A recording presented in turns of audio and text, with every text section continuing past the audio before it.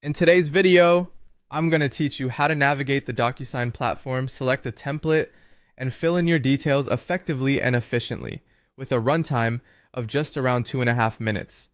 DocuSign is a powerful tool for anyone needing to manage digital signatures or document workflows, making it an essential skill in today's digital age. Let's dive in and get started by accessing the DocuSign platform, your go-to hub for all electronic document management needs. Begin by opening your web browser and heading over to the DocuSign website. If you haven't already, sign in using your credentials to gain access to the dashboard. The dashboard, or home, is designed to provide a centralized view of your documents and templates. It's here that you can start many of your tasks and manage your work. There will be a menu that helps you easily navigate the platform with options to create or manage envelopes, templates, and more.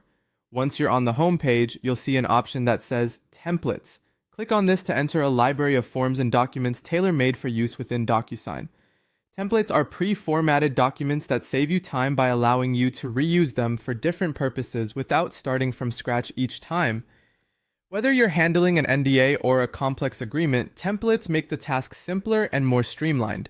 After opening the templates section, you'll notice a selection showing various templates available to you. Spend a moment to browse through the options available and choose the one that best fits your needs.